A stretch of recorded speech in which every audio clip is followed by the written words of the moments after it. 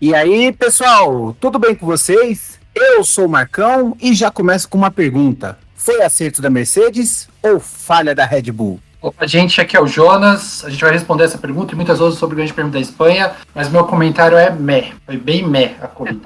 Meh, muito meh. E a gente vai falar um pouco disso também. Sejam todos bem-vindos a mais um episódio do Podiumcast, o seu podcast que vai analisar todas as corridas da temporada de 2021. E temos aqui o nosso amigo Jonas, que acompanhou esse final de semana super animado, super incrível, super entusiasmante, só que não. E aí, Jonas, como é que você tá? Tudo certo, realmente, só que não. Espanha a gente já tava com essa previsão, que não é uma previsão, né? Eu acho que é uma acertação, né? Que não ia ser boa. Né?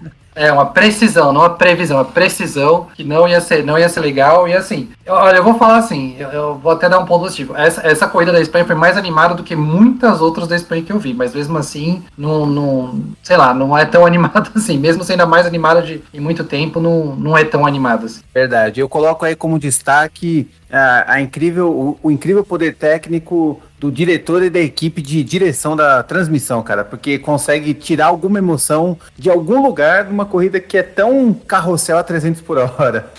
Porque não tem, cara, é difícil tirar um pouco disso daí. Vamos falar um pouquinho disso mais pra frente, mas Jonas, me fala aí pra gente começar, só aquele aquecimento, seu destaque do fim de semana. Do final de semana, a gente já vai falar daqui a pouco, acabou sendo a qualificação para mim que a 100ª pole do Hamilton. Eu acho que esse evento, digamos assim, ofuscou até um pouquinho a corrida, que não foi tão legal. Eu acho que chegar nos 3 dígitos aí, uma coisa que eu acho que ninguém imaginava que alguém podia fazer na Fórmula 1, é realmente tirar o chapéu. É verdade, e lembrando, olha só que curiosidade, né? Max Verstappen correu, né, a sua 100ª corrida, enquanto Lewis Hamilton tem a sua 100ª pole position. Eu, de verdade, tudo bem, assim, o pessoal falava que eu vou começar por aí também, né, mas eu queria falar, assim, é engraçado, né, todo mundo falava do recorde imbatível do Schumacher, né, o Schumacher foi com 67 pole positions, né? 68 e o Senna tinha 65, que também já era um número enorme, né? Isso, então você tinha um número enorme de 65 e o Schumacher conseguiu só passar em 3, então você vê o tamanho da dificuldade, e aí o Hamilton estoura tudo isso, ele consegue fazer 30% a mais dos grandes feitos. É claro que a gente tem que levar em consideração também o tempo que o Senna correu, onde praticamente as temporadas tinham apenas 16 corridas, e a época que o Schumacher correu que tinha um pouco mais, 18, 19 corridas, mas não tira nenhum minuto, nenhum nada do mérito do Lewis Hamilton, que conseguiu 100 poles. Pra você pensar assim que o Verstappen deve estar aqui há uns 6 anos na Fórmula 1, 7 anos, e já tem 100 corridas, é realmente muita coisa, e 100 pole positions do Lewis Hamilton é realmente muita coisa. Como eu falei, ele, em sua maior parte da carreira, ele teve equipes dominantes, mas não é isso que dita uma 100ª pole, tem muito mais corridas agora no ano, mas você pegar a porcentagem é ridículo, cara, o quanto ele fica na frente, o quanto ele larga na frente esse inglês que, pra mim, já é o maior piloto de todos os tempos, não só em números, como em capacidades. Eu sei que não é a opinião de todo mundo, mas a minha é, e eu acho muito legal a gente ver a história sendo escrita de um jeito tão emblemático, porque assim, o Lewis Hamilton escreve uma nova página a cada vitória, a cada conquista que ele faz, porque ele já quebrou todas. Então, tudo, inclusive ele quebrou um outro recorde muito menos expressivo, né, que é ganhar 5 corridas em sequência no mesmo país, que também era uma marca do Senna que só ele tinha e ninguém tinha superado, e agora, e não superou ainda, né, o Hamilton empatou, mas cada ponto agora que o Lewis Hamilton faz é uma história nova sendo escrita o tempo todo, sabe? Quando você vê, tipo, novo recorde da pista, aí a pessoa volta mais rápida, novo recorde da pista, é isso que acontece. A cada ponto, a cada volta que Lewis Hamilton faz, é uma história nova que está sendo escrita nos livros nos livros históricos do automobilismo mundial. E isso é fantástico, é muito legal ter essa capacidade, a gente está presente vendo um momento como esse, e eu já falo, agora sim, sem poles, eu acho algo impossível, é uma palavra muito forte, mas eu vou dizer assim, quase impossível de ser batido. Eu ainda falava que o pessoal falava assim, pô, mas antes do 68 do Schumacher era imbatível. Mas se você parar para pensar que uma temporada tem 20 corridas, 18 corridas, 19 corridas, você pensa assim, pô, é um número muito difícil. Mas era um número alcançável, de uma certa forma, dentro das condições, dentro das regras, acompanhando aí uma série de fatores que favorecessem um piloto. Agora, número 100, eu acho que eu não vejo esse recorde sendo quebrado enquanto eu estou em vida. O que você acha disso, Jonathan? Eu concordo, até porque a Fórmula 1 tem tudo para, a organização da Fórmula 1 tem tudo para barrar essas hegemonias. É bem capaz que essa hegemonia da Mercedes, eu não estou cravando, mas é possível que seja a última grande hegemonia na Fórmula 1. Porque a Fórmula 1, quando começar a ver que uma equipe ganhar, sei lá, 4, 5 campeonatos seguidos, ela vai mudar a regra e vai, como faz, né? E aí, só que agora não tá mudando tanto assim, mas eu acho que vai começar a mudar e vai falar, vai ter mais pontos, sei lá onde, vai ter que tirar a asa de algum lugar, e aí vai barrar essas hegemonias. Por isso, eu acho que vai ser muito difícil alcançar esses números do Hamilton, né? Como você falou, eu não acho o Hamilton o melhor piloto de todos os tempos, mas ele com certeza é o maior. Ele conseguiu esse número, esses 3 dígitos em pole. Digamos, em título ele está empatado com o Schumacher, né? Mas se você for ver os critérios de desempate, ele já é o maior piloto em números da história da Fórmula 1. Então, ele realmente está fazendo história. Como você falou, a cada volta ele está fazendo história, a cada pole, a cada vitória, já vai chegar a vitória 100, e a 60ª pole não vai parar aí, ele vai fazer mais, vai saber quando vai ser, se ele correr mais 1 ou 2 temporadas, pode esperar que vai estar 112, 115, sabe, tipo, até mais, e aí sim que vai ser difícil de alcançar, mas é muito legal ver que ele tem a motivação ainda de fazer esses números. Quando ele fez a 100ª pole, no rádio dava pra ouvir o quanto feliz ele tinha ficado, e quando ele ganhar a 100ª corrida também, vai ser um show, ele vai ficar muito feliz, porque ele não pode ser campeão esse ano, mas essa 100ª vitória vai vir esse ano, e é muito interessante, é muito legal ver realmente a história do esporte sendo escrita, né? A gente já viu, né, a gente já conseguiu ver bastante coisa, a gente viu toda a questão do Schumacher, por exemplo, toda a carreira dele, e também foi incrível, né? Se você for ver, o cara foi 7 vezes campeão mundial, conseguiu 91 vitórias, uma porção de poles, mas... E a gente tá vendo novamente a história sendo escrita, né? Como eu falei, em números, o Hamilton tá em primeiro lugar, em todo lugar, em todo o esporte. Eu realmente não acho que só os números demonstram a coisa, né? A frieza dos números não é só isso que... Não só na Fórmula 1, em qualquer esporte. Eu acho que não é só números, eu acho que tem outras coisas. Por isso que eu não acho que ele é o melhor. Mas ele tá entre os 3 melhores com certeza, porque ele também, tirando os números, ele também teve atuações impecáveis, atuações incríveis em vários momentos da carreira, que põe ele ali no topo do esporte. Muito bom, só deixando um disclaimer da minha parte aqui, eu acho ele o maior piloto de todos os tempos, não somente pelos números, mas porque pelo que eu já vi, aí é uma coisa muito subjetiva, como o Jonas falou que não acha, eu acho, então é uma coisa subjetiva, então pra mim tá indo além dos números, ele é o maior e o melhor, isso na minha visão. Ele é o maior na visão de qualquer um, porque aí são os números. O maior realmente é o que determina os números. O melhor é de cada um, pra mim ele é o melhor, independente dos números. Bem, deixa eu só completar que, assim, o do melhor, eu sempre tento tirar um pouquinho de lado, porque aí, como você falou, é de cada um. Tem gente que acha que é ele. Tem gente que acha que é o Schumacher, tem gente que acha, sei lá, e você vai voltando. Tem gente que acha que é o Senna. Tem gente que acha que é o Lauda até hoje. Tem gente que acha que é o Lauda. Se você pegar... Tem gente que acha que é o Stewart. Então, Tem gente que acha que é o Fangio, tem gente que acha que é o Gilles Villeneuve, que ganhou só 6 corridas, mas era um piloto impressionante e acabou morrendo também Então é de cada um, sabe? Eu já vi gente falando que acha que o melhor piloto é o Gilles Villeneuve. E se você for ver por a frieza dos números de novo que eu tô falando, ele não tem números impressionantes, mas ele era um piloto impressionante. Então, cada um. Eu acho o Hamilton um piloto impressionante também. Eu não acho ele o melhor de todos os tempos, mas ele é um piloto muito impressionante e realmente, voltando, ele tá fazendo história. É incrível como ele tá fazendo história, incrível a motivação dele de continuar fazendo história. Isso tipo assim, é muito, muito legal de se ver. É verdade. E, bom, é isso. Falando, nosso aquecimento aí foi bem legal, gostei dos pontos de vista. E vamos aí para começar agora o podcast em si, né? Vamos falar agora um pouco do fim de semana que ocorreu. Começando aí pela classificação, onde a gente teve uma classificação, bom, tirando que foi totalmente ofuscada pelo 100ª pole do Hamilton, mas se dá pra gente tirar algum caldo desse desse número, eu achei uma classificação bem ok. Destaques para mim ficam com a briga entre Sainz e Leclerc para ver quem que ficava na frente, e eu apostei no Sainz porque o Q1 e o Q2 ele foi bem melhor, mas aí a gente vê que o Monegasco realmente tem a mão do carro e tem todos os detalhes, sabe o que fazer, quando fazer, como fazer, e quando falou assim, tudo bem, você pode ficar na frente no Q1 e no Q2, mas o Q3 é meu, e assumiu aí, pegou a quarta colocação brilhante, tá andando mais que o carro, acho que vale a pena a gente falar um pouco dele, vamos falar um pouco dele mais pra frente, e Ocon, que também tá guiando mais que o carro, cara, eu tô gostando de ver o Ocon porque eu tô vendo o Ocon de quando ele era aquele menino promissor, aquele menino prodígio que batia de frente com o Verstappen e que ficou muito apagado, porque, enfim, né, acabou sendo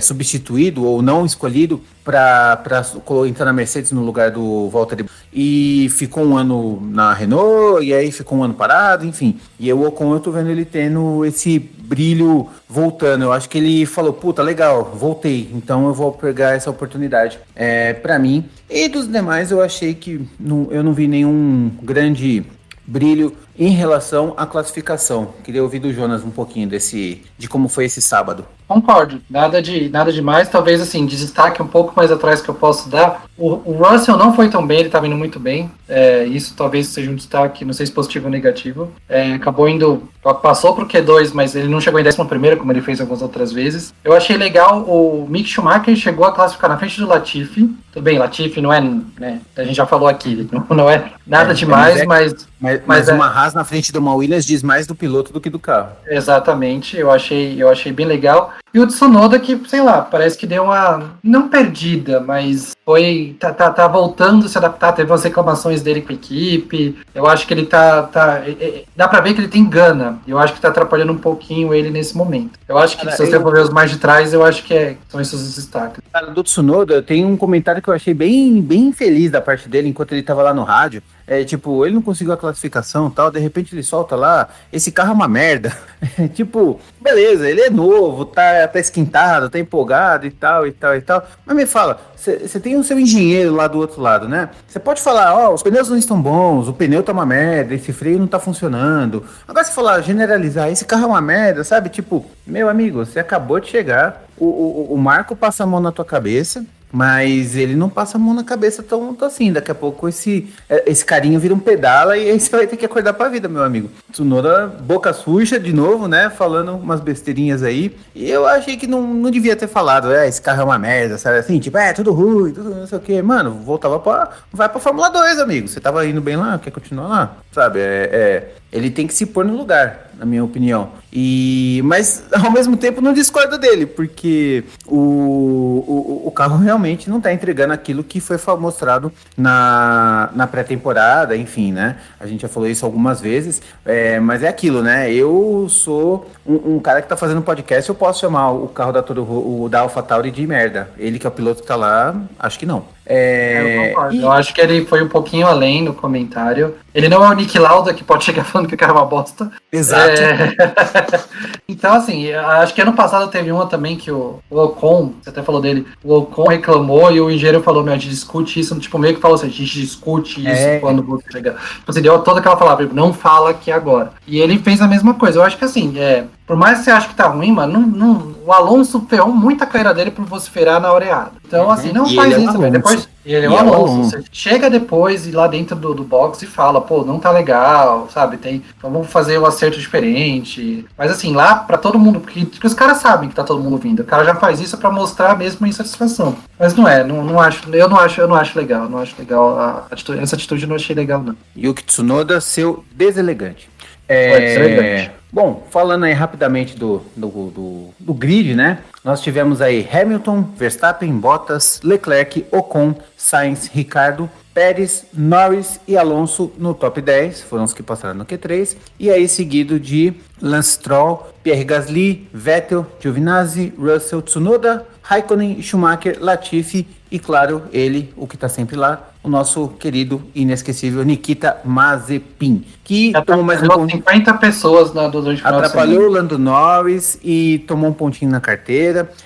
Mas assim, eu até vou apontar aqui, o Norris falou, pô, eu fui atrapalhado e tal, por isso que eu não consegui um bom resultado. Eu não sei, eu achei meio choro do Norris ali, porque ele falou, realmente, ele foi atrapalhado no Q1. Depois no Q2 e no Q3, o Mazepin não tava lá. O que foi? Ele ficou assustado pelo fantasma do russo passado, sabe? O fantasma do Natal passado russo, sabe? Não colou muito não, sabe? Ele foi realmente atrapalhado, mas passou pro Q2, depois disso já era. Enfim, tivemos aí essa classificação.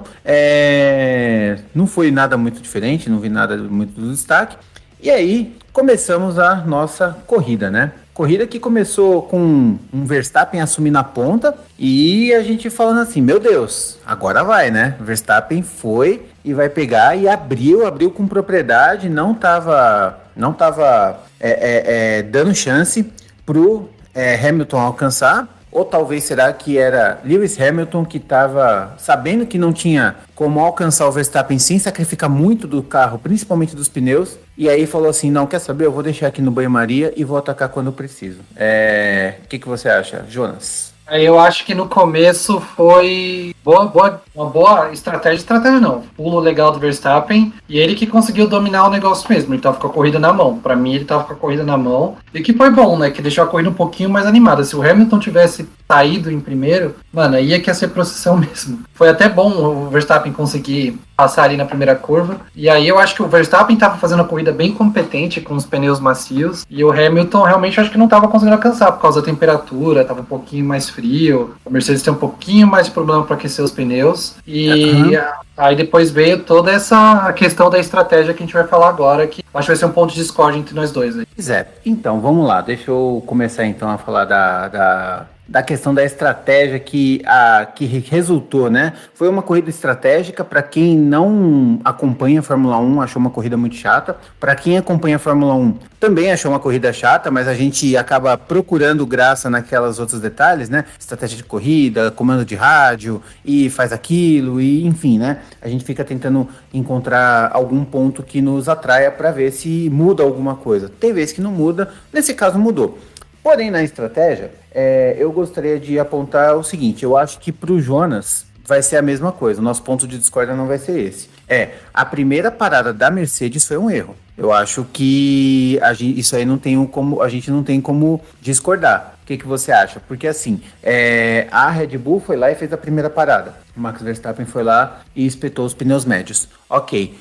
A Mercedes, na minha opinião, demorou muito para chamar a Mercedes, para chamar o Hamilton, para poder trocar. Se eu não me engano, esperou 4, 5 voltas e já estava claramente perdendo o rendimento. E ele perdeu, assim, muitos segundos, se não me engano, 4, 5 segundos. Tanto é que a parada da Red Bull foi ruim e o Verstappen saiu ainda mais na frente do que ele já estava em relação ao Hamilton. Ele estava com uma diferença de 3,6 antes da primeira parada. O Verstappen foi lá, parou, saiu com o pneu mais novo e conseguiu dar voltas mais rápidas. O Hamilton tentou manter o carro um pouco mais de tempo ali e fez uma parada ali 5, 6 voltas depois, se não me engano, 4 voltas, não lembro agora exatamente as paradas, né? E aí tivemos uma Mercedes que quando voltou quase 8 segundos atrás. Então, o que você acha? Você acha que ali já fazia parte da estratégia? Ali já fazia parte de todo o balé que foi formado durante a corrida toda da Mercedes, ou você acha que ali também errou? Eu vou confiar no que o povo da Mercedes falou, que foi estratégia, que eles realmente viram que o pneu ia degradar um pouco mais, então eles retardaram a parada do Hamilton algumas voltinhas, para depois conseguir andar mais rápido nesse trecho do meio que acabou tendo, para conseguir alcançar o Verstappen depois, porque ele realmente fez. A Mercedes disse que foi estratégia. Se realmente foi, vocês não estão mentindo, beleza, eu acho que foi certo. Se foi cagada, depois acabou dando certo, é preocupante. Mas eu vou acreditar que foi estratégia mesmo, que a Red Bull que estava em primeiro, em vez de marcar o Hamilton, foi fazer a jogada dele sozinho. Então, eu acho que a Red Bull tá com esse problema, ela tá não se preocupando com o resto. Às vezes se preocupa demais quando não precisa, e às vezes se preocupa de menos. Ontem era um dia para se preocupar um pouco a mais do que a outra equipe estava fazendo, e eles não fizeram. Quiseram correr sozinho e achavam que estava ganho. Foi bem assim. Entendi, tal qual como foi em Bahrein, né? onde eles esperaram demais e acabaram perdendo a corrida. Bom, eu tô olhando aqui, Verstappen parou na volta 24 e Hamilton parou na volta 28. E aí perdeu cerca de 3, 4 segundos ali em relação, lembrando que a parada do Verstappen foi ruim, foi uma parada lenta, de 4 segundos mais ou menos, ali na troca de pneus, que causou um pouco desse atraso. A Mercedes não fez nenhuma parada espetacular, mas foi bem mais rápido do que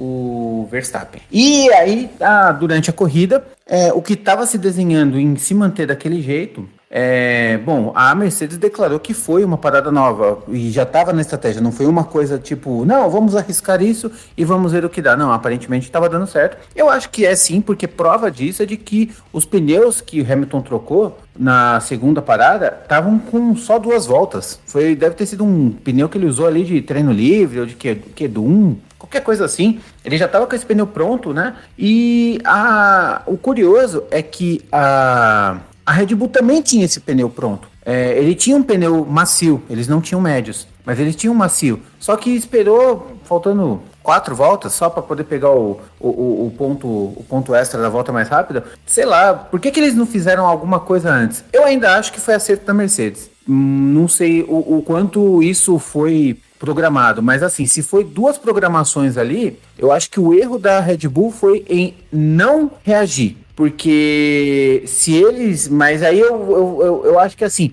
o acerto de uma equipe não é necessariamente o erro de outra. Eu acho que foi mais acerto da Mercedes do que da Red Bull. E aí que eu acho que entra o nosso ponto de discórdia. Eu já acho que foi mais erro da Red Bull. Se tinha esse pneu, no final da corrida, com menos combustível, até podia se desgastar mais rápido. Mas, pô, o Hamilton já tá lá, já tá atrás, né? Já daria pra ele parar e voltar de boa. Até mais à frente, porque a Red Bull geralmente, né, tirando esse erro que teve no primeiro stop, a Red Bull geralmente faz pitstops mais rápidos que a Mercedes e todos os outros foram, eu teria jogado o pneu macio, tentado abrir o máximo que dava e tentar segurar mais no final. Talvez o Hamilton chegasse e passasse de novo? Talvez, mas eu acho que não ia chegar. No final ia dar a mesma coisa. Podia até ser dar a mesma coisa, mas eu não sei se daria a mesma coisa. Se ele pega e faz umas 4, 5 voltas ali com pneu macio, virando uns 2 segundos mais rápido, o Hamilton não sei se chegaria. São voltas a menos para ele chegar e o pneu também desgasta, né? Eu não acho que você daria o mesmo resultado. Eu acho que se a Red Bull tivesse logo de volta seguinte que o Hamilton parado, mesmo, sei lá, não sei se tinha, como você falou, não tinha mais pneu médio, mas se tivesse espetado um novo jogo de pneu, eu não vejo o Verstappen perdendo essa corrida. Eu acho que foi... A Mercedes mandou bem? Sim, mandou bem. Mas eu boto mais a culpa de novo no erro da Red Bull. A Red Bull já foi tão boa de estratégia, foi tão inovativa e inventiva há alguns anos. Esse ano tá perdendo, apanhando a Mercedes assim, muito feio. E aí...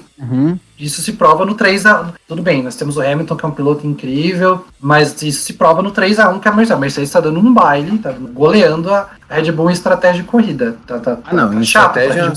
Em estratégia, sem dúvida, é aquilo que a gente fala, né?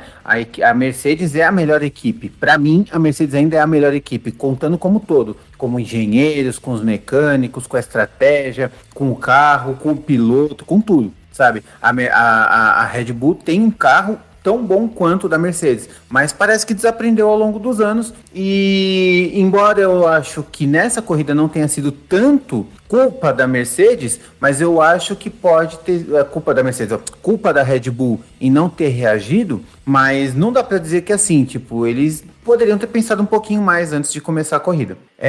Eu tô olhando aqui, o Hamilton parou na volta 42 e o Verstappen simplesmente deixou a Red Bull, não continuou parando o Verstappen, né? Ele continuou correndo, enfim, e ele só foi parar na volta 60, tinha 66 voltas. O Verstappen era o franco atirador nesse final de corrida, né? Já que eles acharam que a Mercedes estava realmente mais rápida e não tinha o que fazer. Pra mim é isso, você tem possibilidade, arrisca.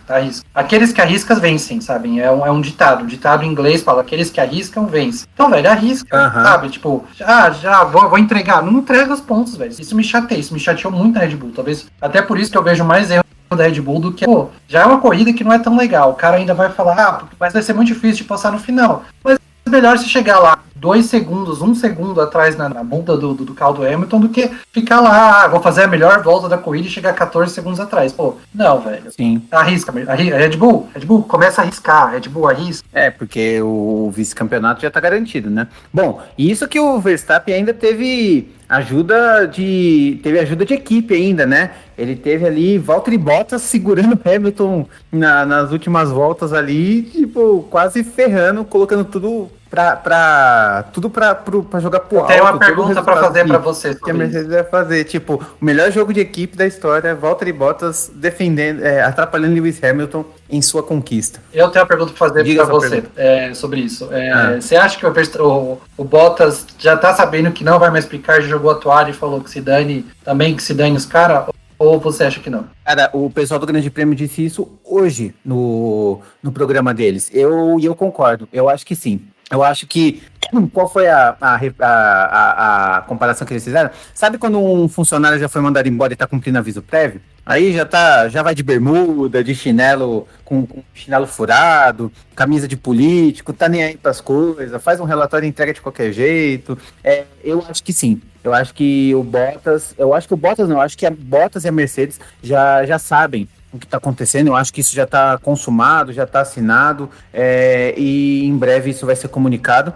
Até porque é de um feitio mais político, polido, um feitio mais honesto para o piloto, né? A Mercedes falar isso antecipadamente para ele ter tempo de procurar uma equipe nova, para ele ter tempo de se readaptar e não ser lá na cara do gol, como por exemplo foi, sei lá, com é que o ano passado foi meio uma exceção à regra, que os pilotos, até por conta da pandemia, os pilotos fizeram toda a mudança antes da temporada começar, né? Então, a primeira corrida do ano passado foi em agosto, a gente já tinha o Vettel fora da Ferrari, o Ricardo fora da McLaren, assinado com o Ricardo fora da Renault, assinado com a McLaren, o Sainz na Ferrari, enfim, foi todo um caso diferente, mas normalmente essas coisas acontecem só no final da temporada. E a gente já viu, por exemplo, vídeo de, sei lá, Nico Rosberg, que eu acho que foi o caso mais de última hora recente, assim, que causou espanto, foi quando ele saiu.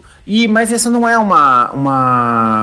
não é um comportamento da Mercedes. Então ele já fala assim, olha amigo, você tá aqui e tal, você vai cumprir até o final, vai cumprir sua tabela, mas a gente já tá dispensando agora justamente para você já procurar uma vaga em algum lugar. Quem sabe, talvez, sei lá, a Red Bull, se o Pérez não vingar, como ele não tem vingado nessas 4 corridas, embora seja cedo, mas a gente sabe o quão apertado é esse moedor de carne da Red Bull. Mas respondendo a sua pergunta, transformando a resposta longa em curta, sim, eu acho que eles já sabem. Eu acho que eles já sabem. Eu concordo. Não tem nem nada para acrescentar. Eu acho que, realmente, aviso prévio. O Bottas está de aviso prévio aí, vai receber a rescisão daqui a pouquinho.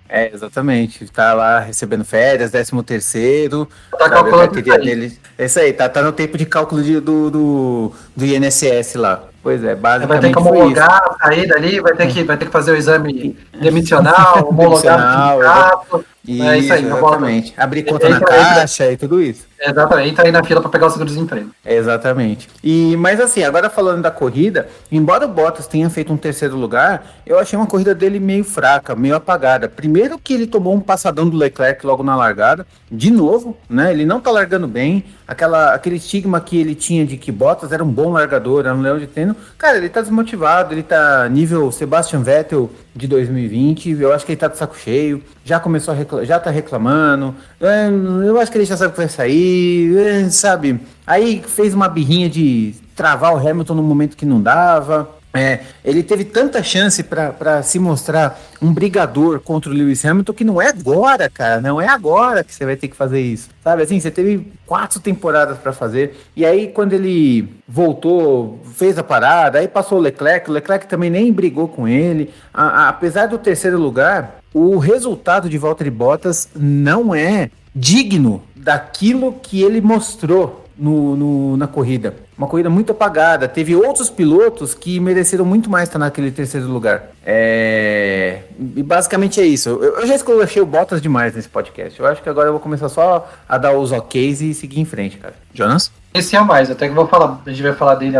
Tô aqui, tá me escutando? Agora eu tô. Alô? Oi, eu também deu uma perdida você aqui, eu comecei a falar porque a gente tinha parou aqui, mas beleza. Eu acho também que foi muito fraca a corrida dele, vem sendo fracas dele, eu acho que, não sei pra onde foi a motivação, eu acho muito estranho um cara que tá correndo o melhor carro do grid e tá desmotivado. Tem o Hamilton de companheiro de equipe, velho, eu acho justamente o contrário, velho, você tem o melhor piloto, dos melhores pilotos de todos os tempos, o melhor piloto do grid correndo do seu lado, velho, mostra alguma coisa, você não vai conseguir ganhar sempre corrida, normal, mas, pô, sabe, fica tenta chegar em segundo, tenta brigar com o cara. Não, e aí parece que o Hamilton destroçou a cabeça do cara, né? Incrível isso. Até porque o Bottas é um piloto muito mais novo que o Hamilton. Então, se ele tivesse mantendo a alta performance e o Hamilton com 34 anos, com essa causa social, ele sempre tá com aquela coisa de tipo, eu posso parar de correr agora, eu posso ter um ano sabático ou não. Se o Bottas estivesse em altíssimo nível, ele provavelmente seria o postulante a título se o Hamilton eventualmente saísse. E não é isso que ele está demonstrando. Ele foi dominado pelo Hamilton e vai entrar um George Russell, um Nico Hülkenberg no lugar dele. Ele não tem essa inspiração de continuar correndo. Eu não vejo isso nele.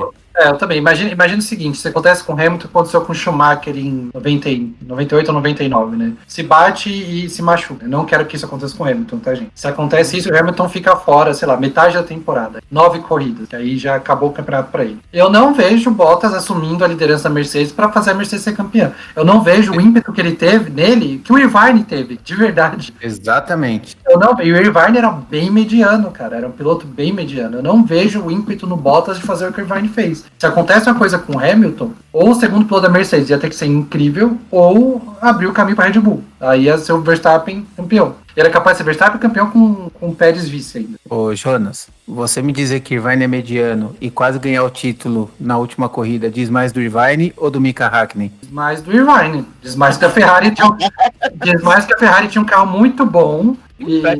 Pra quem não sabe, ninguém deve saber, cara, eu acho o Mika Hakkinen um puta piloto fraco. Ele só era rápido e ponto, tipo, ele não era um bom piloto. Foi campeão porque tinha o melhor carro. Esse sim foi campeão porque tinha o melhor carro, mas o Jonas não acha, só foi uma cutucadinha. Eu gosto do Hakkinen, eu acho ele um ótimo piloto, é da good guy, great guy, velho. Eu acho ele, tipo, além de... Ele foi o campeão mais bonzinho que teve, eu acho, além de tudo.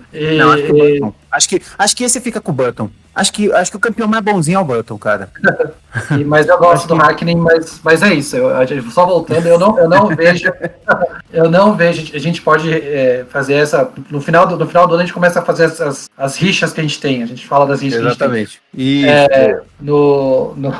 Sobre o Bottas, eu acho que é isso. Eu acho que o Bottas não teria o ímpeto. Hoje em dia, eu não vejo ímpeto nele. O Irvine teve no final dos anos 90 ali pra ser campeão. E isso é triste, cara, porque tá fazendo. Ele até falou antes, durante a semana, que a Mercedes não faz isso, não troca piloto no meio do ano. Realmente acredito que não vai trocar, só se o Bottas bater no Hamilton 3 corridas seguidas. E foi culpa do Bottas. Mas. Tá fazendo hora ali. Pra mim, tá fazendo hora. Eu já teria renovado faz uns 2, 3 anos. Mas o Toto Wolff puxou a orelha do Bottas, viu? Ele, inclusive, falou assim, olha, como a gente conseguiu o nosso objetivo, que era a vitória do Hamilton e tal, conseguimos os resultados que a gente estava esperando, a gente não vai levar isso tanto em consideração, mas se houvesse algum problema, a atitude dele seria bem diferente. Isso foi um comentário, isso foi um depoimento do próprio Toto Wolff, né? E o Toto Wolff tá falando com o Bottas no rádio, enfim, o negócio tá meio esquisito. Bom, vamos seguindo aí, então. Vamos pegar agora esse pelotão do meio, que vai até os pontantes, né? Os pilotos que pontuaram aí, né? Tivemos Leclerc, Pérez, Ricardo, Sainz, Norris, Ocon e Gasly. E aí aqui eu quero chamar a atenção de 3 pilotos que realmente mostraram uma grande corrida, que foram além do carro, né? Em 2 casos sim, em um caso não. Destaques para mim desse pelotão foi Charles Leclerc, Daniel Ricciardo e Pierre Gasly. Leclerc num excelente 4º lugar, correndo muito mais do que o carro consegue. Eu acho a McLaren ainda um carro inferior, a Ferrari um carro inferior em relação à McLaren. E o fato de ele estar lá em 4º lugar mostra o quanto esse menino tá brilhando na sua carreira aí, né? A gente teve aí um Daniel Ricciardo que conseguiu finalmente acertar a mão do carro, né? Conseguiu aí pegar um bom 6º lugar, um lugar digno do carro que tem hoje. E um Pierre Gasly que tem um carro muito fraco e mesmo assim conseguiu entregar um pontinho para a equipe com o seu 10º lugar. Bom, eu não tenho muito mais o que falar sobre isso, né? Eu acho que são esses 3 pontos. Quanto aos demais, eu acho que o Sainz fez uma ótima corrida também, mas está no lugar, não podia ter extraído um pouquinho mais, talvez para conseguir passar o Ricardo, mas não conseguiu. O Norris fez uma corrida um pouco apagada, mas ok, tá tudo certo. E o Esteban Ocon tá fazendo, como eu disse, uma boa temporada com o carro, entregando também um pouco mais que o carro vide a performance de Fernando Alonso, embora, a gente vai falar um pouco disso também, a estratégia dele foi meio suicida, como o próprio espanhol disse. Eu concordo com você. E eu acho que é legal que os pilotos que trocaram de equipe estão começando a se adaptar, né, cada vez mais. Você falou aí, o Leclerc já estava, então eu achei muito boa a corrida dele. Tipo assim, a gente não ouviu durante a transmissão, mas não quer dizer que foi uma corrida apagada. Eu acho que ele manteve ali o quarto lugar, chegou a disputar com o Bottas no começo, eu achei que foi muito boa a corrida. O Ricardo, o Sainz e o Pérez, chegaram Pérez, Ricardo e Sainz, eu acho que já estão começando a se consolidar mais no carro, ver o potencial do carro. Achei uma corrida boa dos três, o Pérez largou um pouco mais atrás, mas conseguiu. Essa fez uma ultrapassagem muito bonita em cima do Ricardo até. O Ricardo foi bem, eu acho que foi a melhor corrida dele até agora com a McLaren. E a mesma coisa, o Sainz, talvez também, como você falou, podia estar um pouquinho para frente, mas eu acho que não comprometeu. Tá ali, fez uma boa corrida, eu acho ele um ótimo piloto. E eu concordo, eu falei tão mal do Ocon no começo da temporada, eu tô queimando a língua, ele tá realmente indo bem. E o resto, assim, o Norris realmente foi apagado, o Gasly conseguiu esse pontinho aí, mas não vejo outro piloto conseguindo esse ponto, de verdade. Era dele, assim, os outros pilotos, eu não acho que os outros carros não estavam para conseguir esse ponto, sabe? Para mim, eu acho que ele foi bom que ele conseguiu o ponto, ele foi bem, andou um pouco mais que o carro, sim, mas eu não vejo ninguém tirando esse ponto dele, sabe? Eu acho que, a não ser que fosse algum problema, alguma coisa assim, mas eu acho que era dele esse ponto. E aí embora o Stroll não tenha conseguido um ponto, né? Ele conseguiu aí um 11º, mas ele pontuou nas outras corridas, e aí eu acho que é onde mostra o nível técnico de como o Stroll conseguiu. Tá mostrando uma melhora no seu carro, na sua performance pessoal, né? Ele tem sido um bom piloto. Ele como eu já falei no passado, que eu falei que ele era enfim, como todo mundo sabe, um piloto pagante, enfim, essas coisas, filho do dono, essa parada toda. Mas eu já falo, hoje eu teria um Lance Stroll na minha equipe. Dependendo do meu orçamento e tudo mais, eu confiaria um carro na mão do Stroll. Ele tem sido um piloto combativo, tem sido um piloto que não bate o carro, não estraga o carro, não dá mais aquelas estroladas, como fala o Sérgio Maurício. E hoje eu falo, ele é um cara confiável. Ele é um bom piloto para mim. Ele tem sido um piloto digno de estar na Fórmula 1. Puxando desse assunto, o que você acha? Eu concordo, eu acho que é um nível bom. Eu já falei, pra mim, assim, de todos os que eu vi, não os de agora, de todos os que eu vi, pra mim é o melhor piloto pagante, igual você falou, que eu já vi. Os outros que eu já vi, eu lembro de uns caras tipo Gaston Mazzacani, sabe? Tipo, uns caras de Esteban Tuero, até o Maldonado era pagante e tal. Não se esqueça que Fernando Alonso entrou como piloto pagante.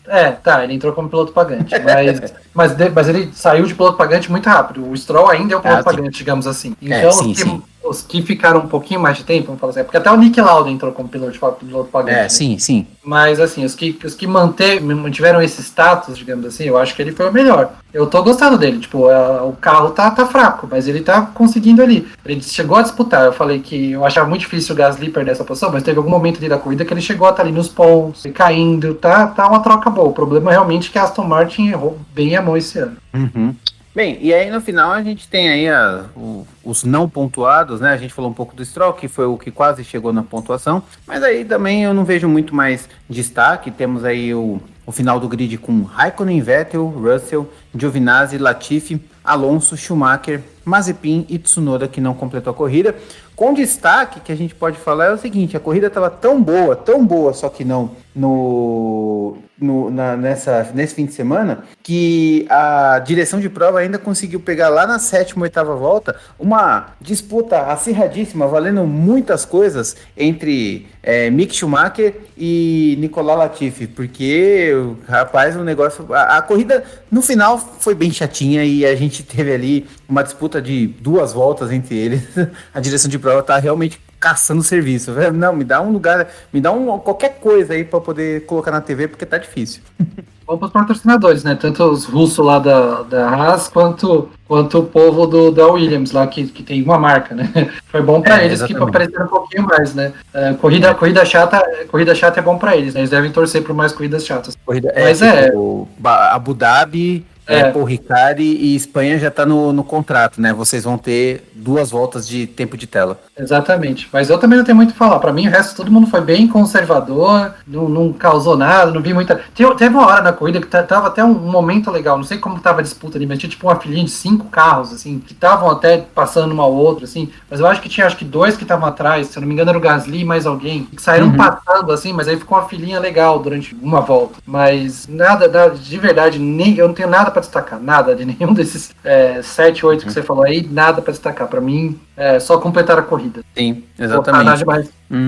Exatamente, não teve absolutamente nada, foi uma corrida bem da mais tranquila possível. E aí a gente teve outras coisas pra você ver, a gente fica caçando coisa para poder falar. A gente marcou aqui, por exemplo, erros nos pitstops. De fato, realmente tiveram muitos erros no pitstop, mas ficar procurando um assunto de erro de pitstop em dia de corrida é dose também, né? É complicado, mas só falando um pouquinho, eu achei.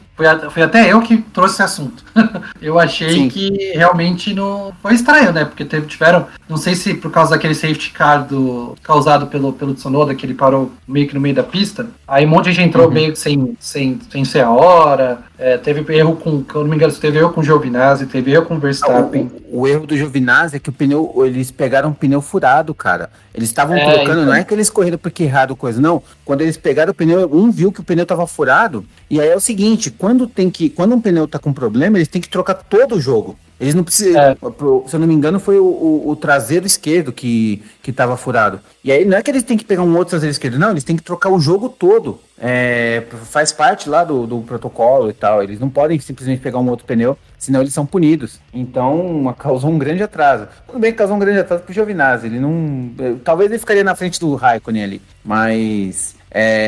Foi uma coisa muito curiosa ali, meio cena de trapalhões ali. Mas eu lembro desse, do Giovinazzi, do Vettel também teve um, Verstappen teve um. Teve um ruim. Tiveram vários pilotos, tiveram paradas, que geralmente as paradas, né, todo mundo sabe que agora a Fórmula 1 é uma precisão absurda, as paradas são entre, 2 segundos, vai. A Red Bull faz um pouquinho menos, geralmente. Mas tá ali, entre 1.8, 2.2, 2.4. Teve um monte de parada 3.5, 4, sabe? Então, sim. Foi curioso, não sei porquê, a gente eu não vi em nenhum lugar falando por que teve esse excesso de erros. Não sabe se é o frio e a porca do parafuso não tava encaixando direito, escorregando, sei lá qual foi o motivo, mas o fato é que aconteceu, ou foi só uma grande coincidência. Uma grande coincidência, pode ser. Esse incrível episódio, essa incrível corrida, e que eu não tenho muito mais coisa o que falar, na verdade, do que aconteceu. Eu tenho uma última coisa para falar. A estratégia tenebrosa de Fernando Alonso, cara. Nossa, a Alpine, ela tem um carro bom, mas tá com uma equipe de estratégia ali. Aliás, as estratégias em geral nessa corrida foram fracas. Foram bem abaixo da média. O Alonso, pelo amor de Deus, ele estava em 11º. Teve uma hora que ele estava em 11º brigando com o Russell. E eu falei, nossa, o Russell pode pontuar, eu torcendo ali pro Russell e tal, e não sei o que e tal. De repente eu vejo o Russell cair para trás, aí eu falo assim, ok, normal, Williams e tal, sei lá, o pneu desgastou, 3, 4 passaram ele, não tinha muito o que fazer. Mas o Alonso cair para 17º, foi uma tática bem suicida mesmo, né, essa estratégia da Alpine. Eu não sei também onde eles deixaram que isso ia dar certo. A degradação do pneu estava meio alta para o que geralmente é a pista. Isso talvez foi até em consequência de eles não terem testado. Eles não sabiam como estava a pista, porque eles não testaram no começo do ano em Espanha, né? Testaram no Bahrein. Talvez isso ajudou a corrida a não ser tão chata quanto geralmente é. Não que foi boa, mas... Só completando, o Marcão está indignado, como diria o Gil do Vigor, com a corrida. Indignado, estou indignado. O Marcão está assim com a corrida da Espanha. Eu não estou indignado com a corrida, porque eu não esperava nada dessa corrida. Eu falei no último podcast, eu estava desanimado e só cravou a minha afirmação. Indignado eu tô com o Bottas, que não faz nada e ainda atrapalha. esse sim eu fico indignado. E Sérgio Pérez, o que você acha do Sérgio Pérez? Foi nota 4, né? 4 não, eu daria a média, 6, vai. 6 pra passar ali. Não, 5,5, vai. 5,5 e aí eu ajudaria. Se eu sou professor no final do ano, sabe? Do aquele meio. Sim. Entendeu? Eu vejo um alto nível. Eu vejo um Pérez melhorando, mas eu também vejo, na verdade, uma constatação de algo que todo mundo já sabe. Como é difícil correr com esse carro. Como é difícil correr com o carro da Red Bull, né? Tendo como comparação a MotoGP, a Red Bull é igual a Honda, que só o Marc Marques consegue correr muito bem. E não tem ele, tudo vai por água abaixo, né? Eu não sou o único e eu acho que muito mais gente já pensa assim, tá na hora da Red Bull repensar aí em transformar o carro dele um pouco mais amigável para mais pilotos. Só faz carro para um piloto? Eu não entendo, velho. O orçamento, o que é? Não dá para entender. Tipo, uma coisa que a gente pode falar, o Bottas não tá correspondendo, é o Bottas, não é a Mercedes. No caso do Pérez, no caso do Albon, no caso do Gasly, para mim é a Red Bull que não correspondeu com os caras. Uhum. Ao contrário, fazer só o carro só pro Max Verstappen, então chega na FIA e fala assim, então, a gente vai focar num carro só, tá aqui, ó, a gente quer mudar as regras, a gente vai fazer um carro só pra correr. A gente tá perdendo tempo com 2 carros, então faz isso, chega lá e reclama. Porque, pô, não dá, eu acho, já é o terceiro piloto, e eu acho o Pérez melhor que os outros 2. Já é o terceiro piloto que tá com dificuldade pra se adaptar com um carro. Então, Newey, pô, carro pra 2, hein, você tem 2 carros, não só. E aí a gente tem um Helmut Marko que vive esculachando todos os pilotos, seja ele novo, velho, que veio da fábrica ou não. E aí eu tive uma reflexão enquanto eu tava vendo a corrida, eu tava vendo os depoimentos e tudo mais, né? E aí eu gostaria de te perguntar para ver o que você acha. Seria o Helmut Marko o Flávio Briatore dessa geração? Nossa, boa comparação. Eu acho que é mais pela polêmica, né? Porque eu não vejo o Helmut Marko ser, tipo, mafioso como era o Briatore, né? O Briatore, ele torcia as regras pro seu próprio bem, né? Ou tentava torcer as regras. O Helmut Marko, eu vejo o Helmut Marko agindo nas regras, lógico. Fórmula 1 é um esporte que todo mundo sempre tenta driblar o regulamento ali quando você consegue, né? Você sempre olha e fala, olha, tem um furinho ali, vamos fazer alguma coisa que eles não pensaram. Uhum. Mas eu vejo ele mais na questão de falar mal e ser falastrão do que ser mafioso. O Briatore era mafioso. Depois daquela história de Singapura lá, do Nelsinho bater de propósito, aquilo ali é máfia. Eu não vejo o Helmut Marko fazendo isso, de verdade. Então, mas eu não quis nem dizer da parte do mafioso, mas eu lembro bem de quando tava naquela geração, a Renault tava no auge, né? Alonso Mania e tudo mais, e a gente tava com uma ótima geração de pilotos brasileiros, então acabava que por natureza a gente sabendo um pouco mais o que acontecia. E entre eles estavam Nelsinho Piquet, Lucas de Grassi, tinha alguns outros pilotos brasileiros que estavam, e eu lembro que o Lucas de Grassi falava, cara, a Renault, né, enfim, comandada pelo Flávio Briatore, é um moedor de carne que é super cruel. Eles faziam um tipo Battle Royale para os pilotos. Então o que eles faziam? Eles colocavam todos os pilotos em condição de igualdade, só que ele chegava e já falava assim, ó, o negócio é o seguinte, vocês vão disputar um campeonato, aquele que chegar em segundo tá fora da equipe. E é isso aí. Só que eu acho que ele tratava de uma forma um pouco mais interna, né? Aí o Marco faz a coisa bem pra fora, né? Divulga pra todo mundo e tudo mais. Mas eu lembro bem que era bem um moedor de carne, né? Quem passou na mão dele e não foi Fernando Alonso, sofreu na mão, viu? É verdade. É que assim, é mais interno porque a gente sabe, né? Hoje em dia, talvez se tivesse rede social naquele tempo, talvez fosse até pior, né? Vai saber, né? Não é porque a gente não ouviu que não aconteceu, né? Tem esse detalhe importante. Talvez se naquele tempo tivesse rede social ali, naquela história da... Porque a Renault realmente tinha uma foto muito emblemática do finalzinho da Benetton, começo da Renault, que tava o Alonso, o Button, o Fisichella e o Weber, eu acho, né? Que eram os 4 pilotos da equipe. Sim. E assim... não tem. Tirando o Alonso, que realmente é muito bom, o Button também é bom. Mas assim, o Fisichella e o Weber não eram ruins, né? Eram bons até. Eram bons pilotos. E você vê, né? Tipo, olha a geração que os caras têm. Os caras têm 4 pilotos ali que o Weber foi quase campeão mundial. Mas, sei lá, ele tem a gana de ser campeão mundial. E o Fisichella é o cara que venceu a corrida. Então tinha 4 pilotos ali que eram bons. E acabou, tipo, o Button saiu logo, né? Então ele fez a carreira dele de outra forma. E acabou só o Alonso vingando mesmo daqueles 4 ali. Então era um moedor de carne mesmo. Eu tô pensando, talvez a Red Bull hoje em dia seja até mais. Porque se você for ver, contar nome, não se deu bem na Red Bull, tem o Antônio Félix da Costa, que tá correndo muito na Fórmula E. Ele deu uma passada tão linda em Mônaco. Puta merda. Caraca, mano. Nossa, faz tempo que eu não vejo uma ultrapassagem daquele jeito. Meu Deus do céu. Desculpa o off-topic, mas a ultrapassagem que ele fez na Fórmula E em Mônaco, foi incrível. Meu amigo, Nossa, mano, esse cara tinha que estar na Fórmula 1, pelo amor de Deus. Aí você vê, tem ele, fora. Talvez os caras sejam tão bons. O Buemi, que é bom, foi campeão na Fórmula E. Tinha o Alguersuari. Tinha o Verne, que também foi campeão da Fórmula E. Também foi campeão da Fórmula E. Teve o Hartley. Teve, mano, mó galera, velho, que o Hartley não. O Hartley não. O Hartley foi ruim. Ele é fraco, mas eu tô falando assim.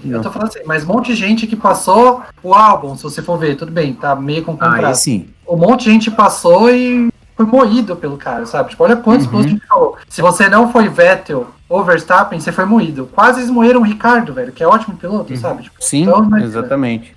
Pois é. Bem, e aí a gente encerra aí nessas comparações e off-topics, entre aspas, e outras coisas. E agora a gente vai falar aí do nosso... Vamos entrar no nosso quadro. Piloto do dia, roda presa e a zebra do fim de semana. Quem começou da semana passada, eu acho que foi você, né? Então dessa vez começa comigo. Piloto do dia. Ah, cara, vai ficar chato a gente ficar falando o tempo todo, mas também não tem como não falar. Lewis Hamilton, piloto do fim de semana inteiro, não é nem piloto do dia, é piloto da vida. O cara consegue a 100ª pole, ele consegue fazer uma estratégia, inclusive ele falou uma coisa lá que ele não estava se sentindo bem com o carro durante o treino livre, e ele falou assim, não, faz desse jeito que vai dar bom, e deu bom, conseguiu a corrida, seguiu a estratégia da equipe, foi atrás, sabe, a equipe confia nele do tipo, não, eu confio que você vai conseguir, ele foi lá e fez. Cara, pilotaço do dia, pilotaço do século, enfim, de qualquer coisa. Lewis Hamilton, piloto do dia pra mim. Tinha um pouco dele, eu não queria dar pra ele, não que ele não foi muito, muito bom, mas eu vou falar o Charles Leclerc, cara. Eu achei a corrida, eu falei, não apareceu muito pra transmissão, mas o cara, não perdeu a quarta posição, o mínimo que ele ficou foi em quarto, disputou com Bottas, a Ferrari nem tá tão bem assim, eu acho que ele fez, pra gente pareceu apagada, mas eu acho que se for ver o resultado, eu acho que ele foi muito bem. Pra mim, eu elejo o Charles Leclerc piloto do dia. Legal. Temos aí, então, o Roda Presa. Roda Presa? Deixa eu pensar. Roda presa. Cara, difícil. Foi uma coisa tão inhã que eu não vi nenhum destaque negativo, assim. Sei lá, não consigo pensar. Eu realmente não consigo pensar em um roda presa. Eu vou dar pro Tsunoda, pelo fato de ter xingado o carro, falado que o carro era uma merda. Eu vou dar roda presa pra tática da Red Bull. Eu não gostei, achei que eles não arriscaram. E eu vou falar pra você que eu já... Da Alpine. Eu vou dar pra tática da Red Bull. E eu ia falar pra você que pra dar roda presa pra corrida de Barcelona, que foi horrível. Isso, que eu fiquei pensando em piloto, mas a roda presa, a corrida realmente é uma roda presa, bem presa, viu? Eu achei mas eu achei a tática Red Bull, eu achei, cara, já é a segunda ou terceira vez esse ano que eles já comprometem um resultado bom com tática errada. Então eu vou dar pra tática da Red Bull. E a zebra, Marcão? Zebra? Cara, zebra é quando é um destaque, é uma surpresa, né? Aí eu vou pro Leclerc. Charles Leclerc é a zebra pra mim. Correu mais que o carro, conseguiu bons pontos pra equipe e um dos melhores pilotos do grid. Eu dei pro piloto do dia pra ele também, mas acho que eu vou repetir. A zebra pra mim também foi ele. É um dos melhores pilotos do grid. Eu falo com o Marcão, a gente fala que, tipo assim, a gente tá muito feliz porque quando o Hamilton sair, né, e o Kimi e o Alonso, que são os mais velhos, e o Vettel também, né, eu acho que são os 4 mais velhos aí, o grid vai estar muito bom, porque tem muita gente jovem e muita gente boa, né, então a Fórmula 1 tá em boas mãos aí. E a zebra, pra mim, foi ele e a Ferrari em geral. Eu acho que a Ferrari foi bem, melhor que a McLaren. Você falou, eu também acho que a Ferrari tá um pouco atrás da McLaren, mas com certeza tá os melhores, então eu vou dar um Leclerc para a troféu. Tá certo. E uma curiosidade aqui, eu lembro que quando eu tava terminando a corrida, tava tendo o voto do piloto do dia, né? E o Verstappen tava na frente, com 18% contra 16% do Hamilton. E aí a corrida foi passando, uma volta, aí foi passando, e até na votação o povo escolheu o Lewis Hamilton. Tipo, o Hamilton tava em segundo, e fez jus ao que aconteceu na corrida. Tipo, o Hamilton passou e falou assim, não, tá bom, a gente vai passar. Lewis Hamilton também passou o piloto do dia. Foi uma curiosidade bem engraçada ali.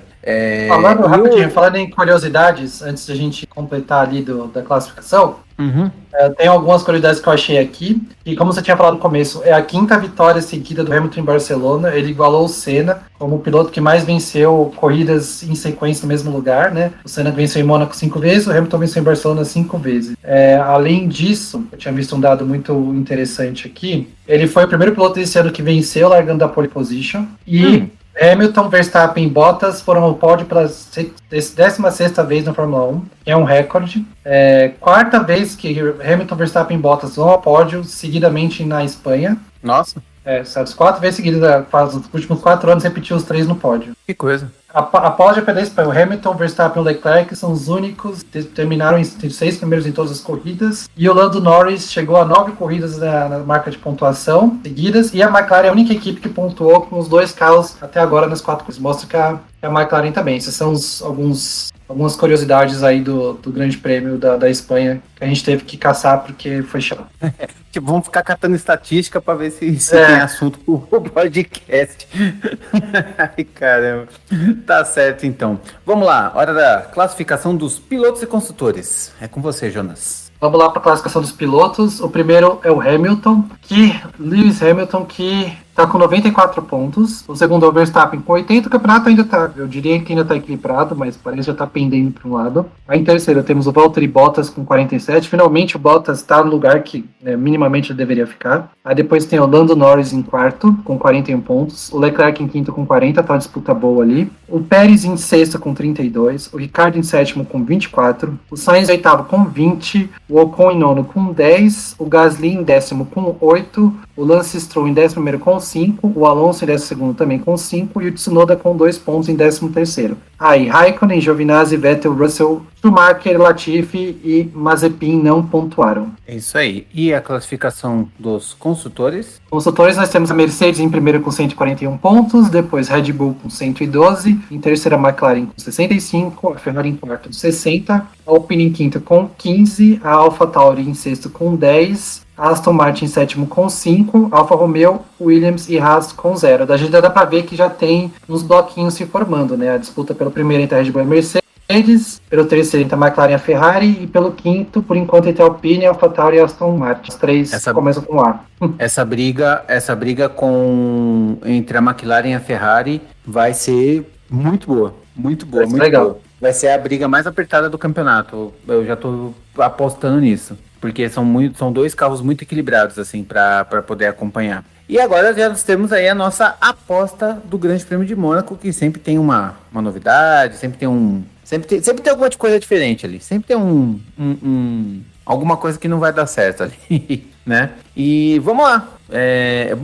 Você foi o que começou no último podcast. Sim, é você. Cara, eu vou falar que a pole vai ser do Verstappen. E a classificação da corrida vai ser Verstappen, Hamilton e Norris. Você deu uma arriscada aí, hein? É. Eu arrisquei muito na semana passada, dessa vez você é mais conservador. Eu acho que a Red Bull tem um carro melhor para essas pistas mais travadas, né? Então eu acho também que vai ser a pole do Verstappen. Aí eu vou colocar Verstappen, Pérez e Hamilton em terceiro. Olha, eu acho que de verdade, eu acho que você arriscou mais que eu com o Pérez em segundo do que eu com o Norris em terceiro, viu? Mas eu tô falando porque de verdade, o Pérez já fez boas corridas em Mônaco. Isso que é a minha aposta. E eu acho que ok, mas o Pérez ainda tá apanhando um pouquinho da Red Bull. E o Norris tem um carro na mão e além de ser um excelente piloto. Bom, enfim, vamos ver o que vai dar. Vamos ver o que vai dar, né? Vamos ver o que vai dar. Vamos fazer uma outra apostinha? Vamos fazer outra apostinha pra Mônaco? Vamos lá. Quem você acha que... Eu acho que vai ser meio barbado. O primeiro a bater em Mônaco. Mazepin. né? Eu também acho que vai ser. Mazepin. Tipo... Vai ser o Mazepin. E assim, eu tô falando primeiro a bater no geral, não é na corrida. Eu acho que é mais... Então, peraí. Então vamos fazer uma aposta diferente. Em que volta o Mazepin vai bater? Eu acho que aí fica uma coisa um pouco mais... uma variável um pouco maior. É que eu acho que não vai ser em volta, né? Ele já vai bater no treino livre 1. Mas eu tô falando dentro da corrida. Ou você acha que ele bate na volta de instalação, por exemplo? Como é na quinta, o treino livre 1, ele vai bater logo na quinta-feira. Já vai começar daí. Mas na corrida, mano, eu acho que ele vai fazer strike, velho. Eu tô com medo que ele faça um strike ali na Sandevaux. Sabe, você lembra aquele acidente que teve em Spa, acho que foi 98, Spa 98, que o Coulthard sai batendo um monte de gente, tem um baita acidente e no final... Puta crash enorme. No final, tava todo mundo batendo. O Rubinho conta bem, que ele tava batendo. Bateu de um lado, bateu do outro. Aí, de repente, na época, veio o Ricardo Rossetti, que tava na TIA, se não me engano. E acabou fechando o acidente assim. Plou, bateu em todo mundo, bem rápido. Vai ser o Rossetti da vez, vai ser o... Desculpa, Rossetti, você não é tão quanto ele. Mas o Rossetti da vez vai ser o Mazepin, velho. Ele vai levar uns 3, 4 ali embora. Coitado das Williams e do Mick Schumacher ali. Nossa, e se chover então? Meu Deus do céu. Nossa. Aí vai... Se chover, se eu fosse a FIA, eu falava, então, nessa aí não vai rolar. Mas essa você não pode, não. Põe o Pietro aí, vamos ver o que dá, porque essa não vai dar. Bota minha avó ali, melhor, não precisa do Pietro. Vai ser complicado. Bom, e agora a gente finaliza aí o nosso podcast com a dica do dia. Qual é a dica do dia de hoje, Jonas? A dica do dia de hoje é um joguinho que está sendo atualizado justamente agora, o joguinho de celular que eu jogo, gostei bastante, desde o ano passado eu estou jogando. Ano passado, e até o começo agora desse ano, chamava F1 Manager, que é um jogo para celular, é um jogo para mobile, e esse ano eles mudaram o nome para F1 Clash. Eu não sei por que eles mudaram o nome, mas mudaram o nome. Essa atualização tá para sair entre hoje e amanhã. Hoje e amanhã é ruim, né? Falar no podcast, né? Tá para sair entre o dia 10 e o dia 11 de maio. E é um joguinho bem legal. Você monta a sua equipe, escolhe entre os pilotos do campeonato. Aí você vai evoluindo o carro, você vai trocando as peças e vai disputando as corridas do ano. Cada GP também tem um evento especial que você ganha mais pontos e dinheirinhos do jogo. E os dinheirinhos que tem do jogo você usa para atualizar coisas da sua equipe. Então, você pode gastar também dinheiro físico, digamos assim, né? Dinheiro de verdade para comprar equipamento e tal, para as caixas surpresas que vem com mais equipamentos e tal. Mas é bem divertido, meu. É um passatempo muito legal. Assim, se você se pegar no jogo, você perde tempo nesse jogo. Eu já perdi altas madrugadas jogando joguinho assim. E aí você disputa as corridas com outras pessoas do planeta, assim, né? Você disputa não com a máquina, digamos, disputa com outro jogador. E isso é bem interessante também, né? Às vezes o outro jogador tá com um piloto melhor que o seu e você acaba se ferrando, às vezes tá com um carro um pouco melhor. É bem legal mesmo. E aí tem todas as pistas também no calendário que você vai jogando. Basicamente é para você gerir a equipe, né? Então você monta os carros, monta os pilotos e eles correm sozinhos. Aí você pode também, a estratégia do box você também decide durante a corrida e eles vão fazendo as curvas. Se você colocar o carro muito rápido, digamos assim, né, com pouca asa, os caras vão sair da pista, vão errar bastante. Se você colocar muito devagar, todo mundo vai te passar. Então tem esse meio, aí você vira o Toto Wolff, o Christian Horner da sua própria equipe. Muito bom. O nome Clash deve ser porque Clash é um nome comum nos jogos mobile, Clash Royale, Clash of Clans. É verdade, eu não tinha pensado nesse lado. Deve vir daí. Eu que sou viciado em Clash Royale, jogo todos os dias, então eu acho que deve vir um pouco daí. Mas legal, vou baixar o joguinho. Eu vi essas propagandas lá no YouTube e tal, falei, será que é jogo bom e tal? Mas já que você tá me recomendando, então eu vou baixar. Vou bem divertido, esse joguinho. Bem divertido, aguardando aqui a atualização, tomara que atualize logo, pra mim eu já ver como é que tá os novos e tentar não pegar o Mazepin no jogo, porque... Sabe que era muito bom no jogo do ano passado? Era muito legal? Era o Grosjean, era muito bom, porque o Grosjean, ele tinha um... Sabe por quê? Porque ele poupava muito pneu, então fazia você parar menos. Eu sempre pegava ele por causa disso, entendeu? Ele não era... Tinha os outros atributos dele não eram tão bons, mas o consumo de pneu, né? O quanto ele cuidava dos pneus dele era muito alto. Então, às vezes, eu pegava ele pra fazer uma parada menos, e geralmente essa tática dava certo. Era bem legal. O Grosjean era tipo o carrinho branco do Top Race lá do Super Nintendo. Do Top Gear, exatamente, que você usava ele lá pra... Você não era tão rápido, mas você fazia uma parada menos ou não parava. Eu adorava quando eu conseguia não parar com ele. Chegava no embalo na última reta ali, mas conseguia ganhar. É muito por aí. Beleza, então encerramos aí o nosso Podiumcast. A gente acabou não falando no começo, né? Eu tenho que começar a lembrar desses detalhes, colocar no meu roteiro aqui. Bom, galera, se vocês ouviram até aqui, muito obrigado. A gente tá aí em todos os principais players de podcasts que tem no mundo. Então a gente tá no Google Podcasts, Spotify, Castbox, enfim, só para você procurar Podiumcast no Google que você nos encontra. Também estamos no YouTube. Se você acompanha lá o Podiumcast no YouTube, se inscreve, deixa o like, ativa o sininho para você receber as notificações. A gente está comentando sempre todas as coisas que teve. A gente queria que você nos desse essa força aí para fazer o nosso trabalho crescer. E vamos encerrando. Quero passar a palavra para o Jonas. Muito obrigado por mais esse episódio. Me agradeço a todo mundo, passa as palavras do Marco as minhas, sigam a gente nas redes, no Instagram tem o podium.cast, que a gente está postando várias coisas legais, a gente posta os shorts, que são pequenos pedaços do que a gente fala durante o podcast. Espero muito que Mônaco seja, mas eu acho, porque eu gosto da pista, seja mais emocionante que Barcelona, e vamos ver o que vai dar no campeonato aí. Agradeço ao Marcão, agradeço a galera que está ouvindo, tchau, até a próxima. É isso aí, gente, eu gostaria de agradecer novamente ao Jonas e principalmente você por nos ouvir até agora. Meu muito obrigado. Nos vemos depois do Grande Prêmio de Mônaco. Um abraço e tchau!